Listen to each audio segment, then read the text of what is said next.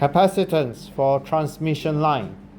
So transmission line is a long structure. Okay, so it's a system of two or more conductors, parallel conductor, that has constant cross sections along which electromagnetic signals can be propagated. So one of the example of transmission line is those cable that you use in the lab, which is your coaxial cable. That is a form of transmission line. So because they are long, okay, as you appreciate just now when we calculate our capacitance, so it's the area and then the separation D. So the area is the width times, if it's a transmission line, this is going to be long, then it will be times L. Okay, so then the area will be very large. So it's easier to calculate per unit length because the width is constant, so the length is changing, the long is very long. So if you calculate per unit length of capacitance, then if you want to find the overall capacitance of the transmission line, you just need to know how long that transmission line is, and you can calculate that true capacitance by multiplying by the length of the transmission line. Okay, so transmission line actually work for high frequency. So our discussion so far is on statics. So we apply a voltage and then we have charge on the plate. But in true transmission line work at very high frequency. But in effect, what we have calculated just now is applicable on transmission line at high frequency, and that is known as a quasi-static approximation. So we're using static approximations to apply it to a high frequency structure. Okay, so we treat as if we apply a voltage, a DC voltage across our transmission line and put a load at the other end, and then do our calculations, and then we apply that capacitance to a high frequency structure. Okay, so we can go straight away to calculate the capacitance of this transmission lines by using what we have learned previously. Okay, it's from the parallel plate capacitor. So this is our parallel plate transmission lines. So the width A is W times L. So W is fixed for transmission lines. So the width, we have fixed it for throughout the whole transmission lines. And therefore this particular transmission line capacitance will be epsilon R, epsilon naught A over D. And A, we know that is W, the width of the transmission line, times the length of the transmission line. And therefore we can calculate the per unit length of the transmission line. So we use a symbol of a bar on the top. That's per unit length, and that is C divided by L. And therefore for our transmission line, that will be epsilon naught, epsilon R W over D. Okay, so instead of A in per unit length, so it's simply multiplied by the width rather than the area, and that will be per unit length, and this will be farads per meter.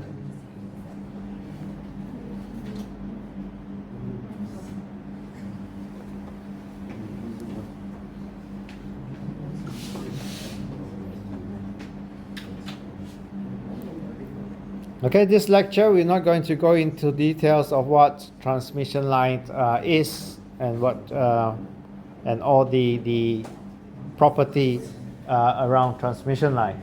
We cover that in a 4th year lecture on microwave systems if you're doing it's an options module if you want to take.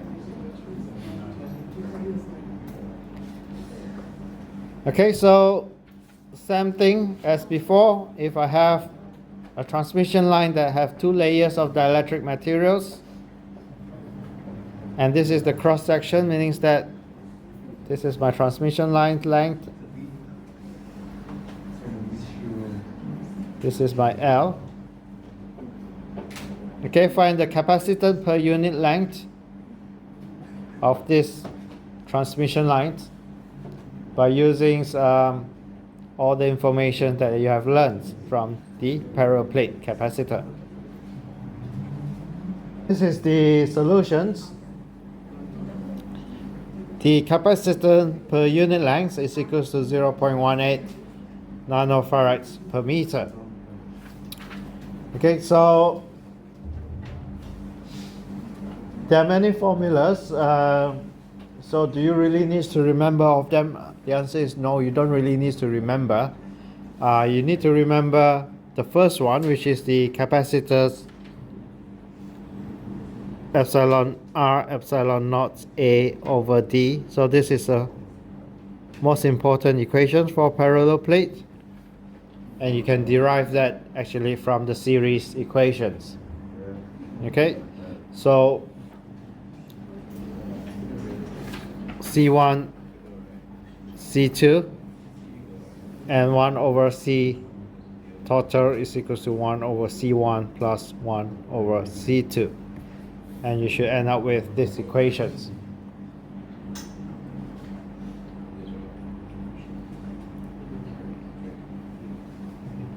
Okay, so that is for the transmission line with 2 layers of dielectric materials, and the capacitance per unit length can be calculated using these equations here.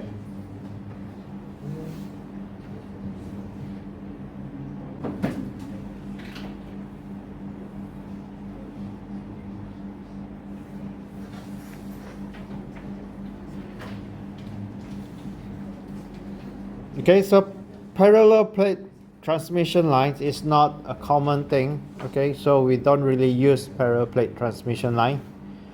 It's normally used as a beginning to illustrate transmission line concept, but more popular transmission line, this is more practical, that you can actually find in the lab. It's called coaxial cable. So the coaxial cable has inner conductors that has a radius A and an outer conductor with a radius B, and then this is the length of the line. And the one that you see in the lab, normally you have a BNC connector at the end of it.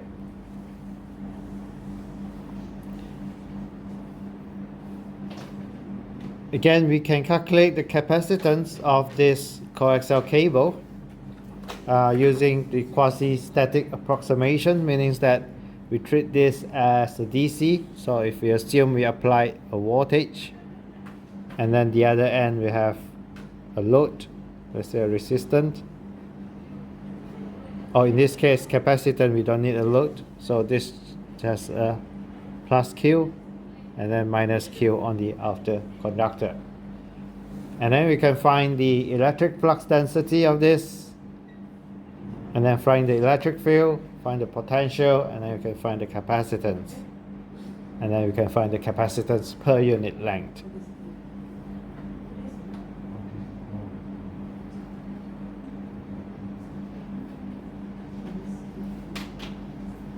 Okay, our M is to find the relationship between Q and V, and hence we can find the capacitance. So we can start off with Gauss' law. So we have the Gaussian surface, which is a cylinder, to find out the electric flux density.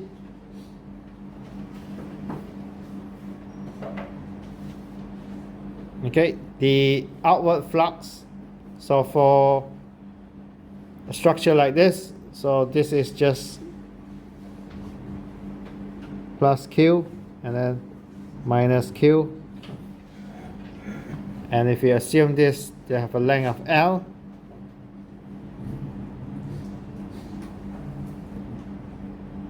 Okay, then we can apply Gauss' law.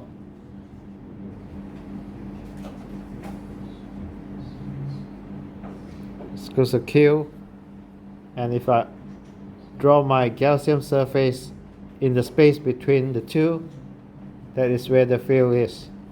If I draw my Gaussian surface over this, then the charge enclosed will be plus Q and minus Q, and therefore this will be equal to 0 outside my cable. Okay, so only the space between the cable that has a finite Q, which is equal to plus Q, and therefore this is the space where we have our electric flux and electric field. Whereas outside my coaxial cable, D will be equal to 0, so as E is also equal to 0.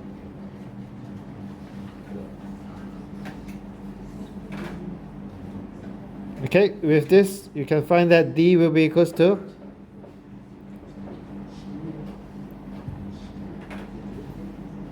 D times 2 pi R times L. Okay, so that will be the curvature surface of our cylinder, and that will be equal to Q. And therefore D will be equal to Q over 2 pi R L.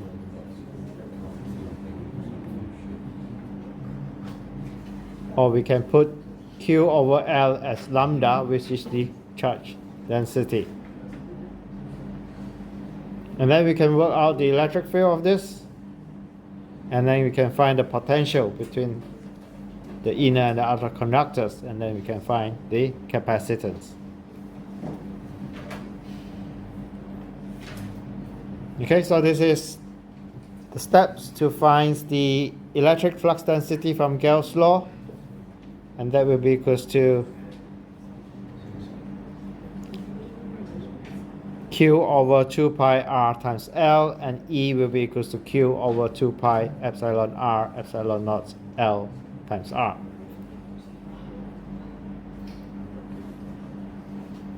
And because in this case here the electric field is not constant between the space, unlike your parallel plate,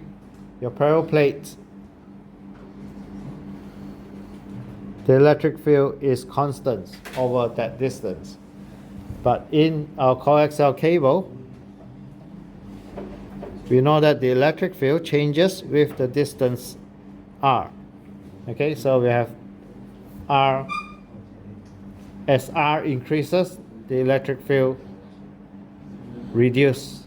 Okay, so it changes with R. Therefore, you need to do the potential is equal to minus integral E dot dl. Okay, so we need to do integral. So my dl is actually in the r direction, so that will be dr.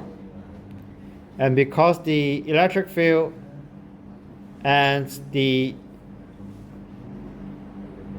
dr is in the same directions, so the dot product of this is just multiplication of their magnitudes. So it will be integral, minus integral from B to A. So my coaxial cable, this is plus Q, minus Q. Here is A, and here is B. Okay, so B is the lower potential. So we're going to go from lower potential to a higher potential, from B to A. E dot dl.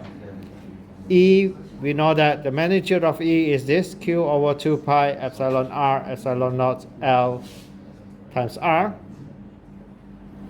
All this bit here are constants except R that changes. And we can change the limits. So if we change the limits from A to B, then it will become positive. Okay, constants, you can take it out from the integral, so you integrate dr over r, and that will be natural log over the limits b, a.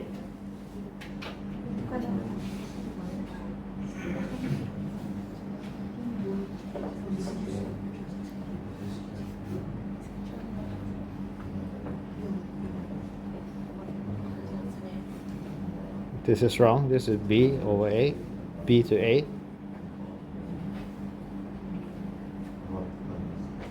Okay, so dr over r, integral of that will be natural log, and then the limit is B and A. So that will be log B minus log A, and that gives you log B over A.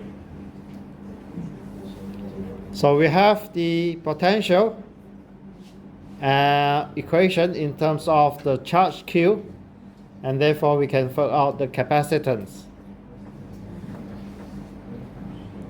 Okay, so the capacitance will be equals to Q divided by V, and then the capacitor per unit length will be Q divided by VL. And therefore we work out the capacitance per unit length of our coaxial cable is equals to 2 pi epsilon r epsilon naught over natural log B over A.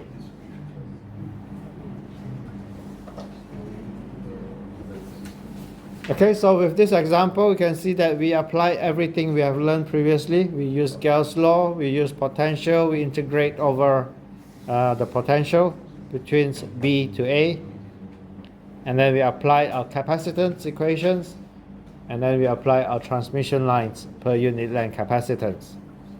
Okay, so a question like this will test you everything that you have learned.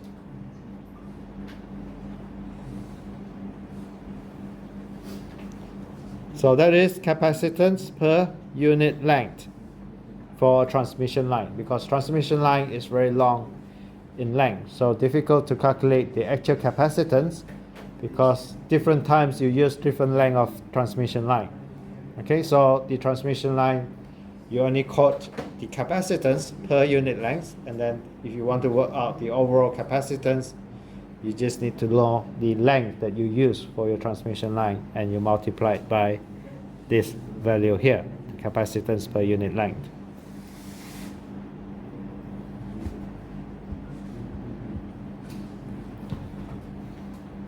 Okay, so that is all about capacitance.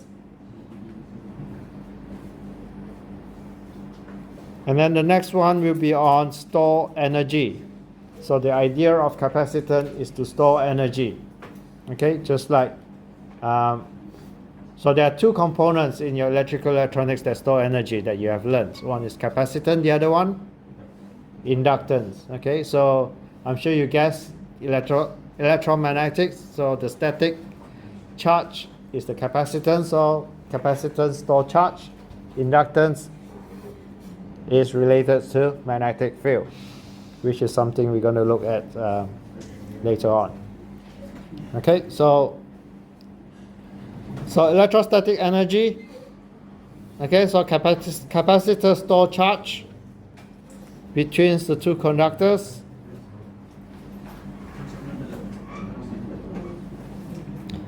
And to work out how it stores charge, so the moment you connect your power supply, it doesn't straight away charge up to Q. So it starts from 0 and then slowly it charges to Q.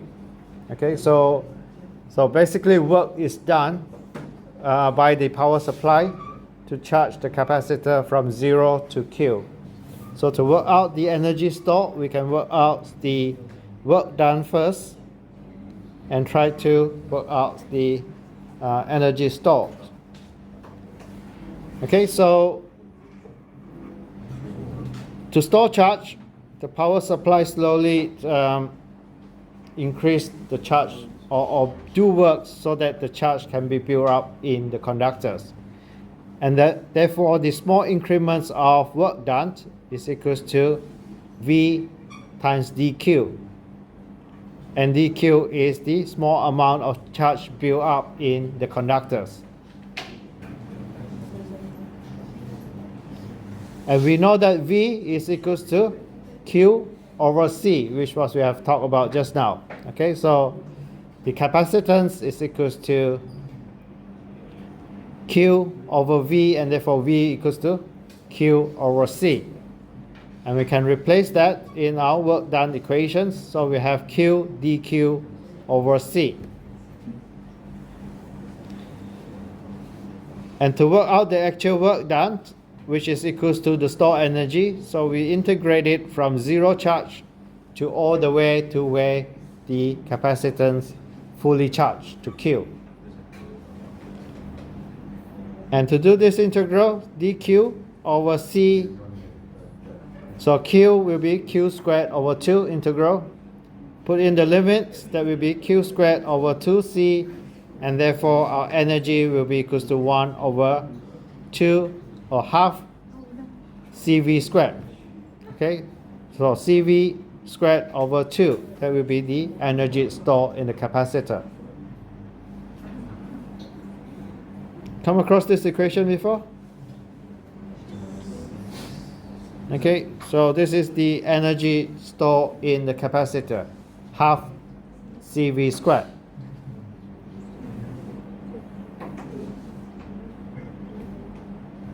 And we know the C of the paraplate capacitor, which is equals to epsilon r epsilon naught A over D. And we know the potential difference, which is equals to the electric field times the separation of the plate. Put that back into our equations. So we can put in our C, which is epsilon r epsilon naught A over D. And then V squared will be E times D squared.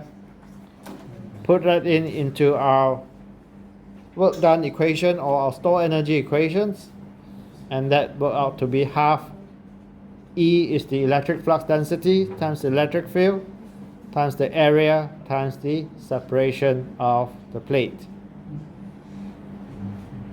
Okay, interesting equations. Okay, so the stored energy is equals to half. Okay, so A times D is equals to the volume. Okay, so this is the volume. This is V volume. And therefore we can define the electrostatic energy density, which means that per unit volume. And that will be equals to half D times E. Okay, so this is a very useful parameters because it tells you the energy stored per unit volume. So for any structure, if you know this value, you just need to know the volume, and then you multiply it, you can work out how much is the stored energy in that particular structure. Okay, so if you know the electric field, you know the electric flux density, you can calculate the energy density of any structure. And then if you want to work out the stored energy, you just multiply that by the volume.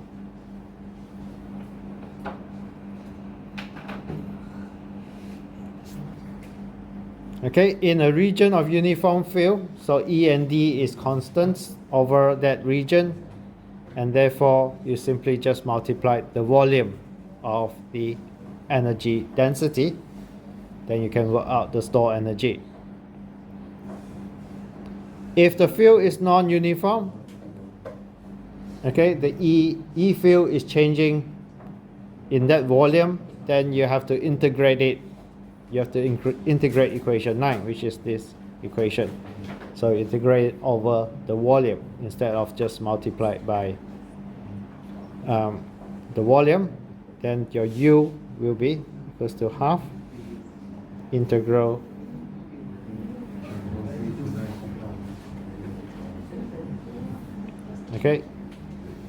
over the volume. Then you can work out the stored energy.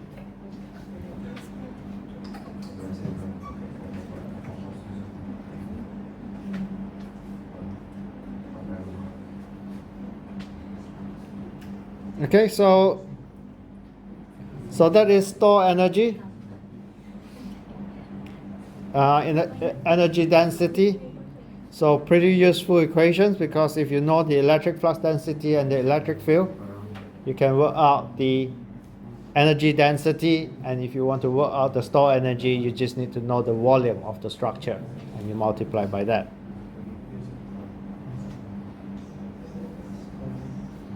Okay, so here's an example of, well, it's basically our previous example. just to show that you can end up with the same capacitance by going down, by working from the store energy point of view. Okay, you can find the D and the E field of this structure very easily, and then you can find the energy density, which is equals to half dE, and then you can work out the store energy, which is equals to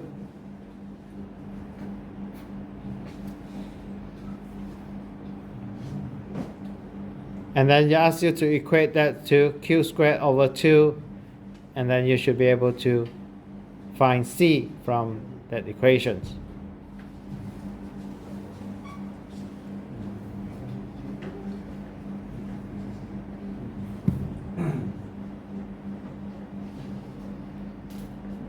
And then if you do all this, you should find that C will be equals to the equation that we have derived earlier on. The electric flux density has a magnitude D, and it's the same in each region. The volume of each region is equals to A times D over 2, and the charge density on each plate is equals to Q over 2. Okay, from Gauss' law, D is equals to the charge density,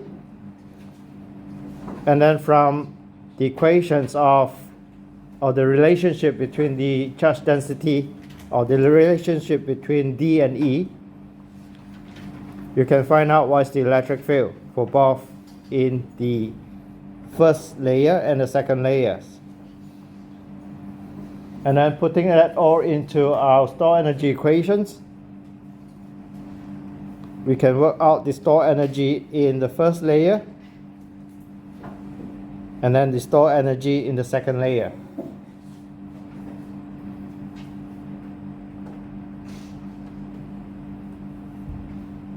Okay, so once you have done that, you can find out the total store energy, which is the sum of the two.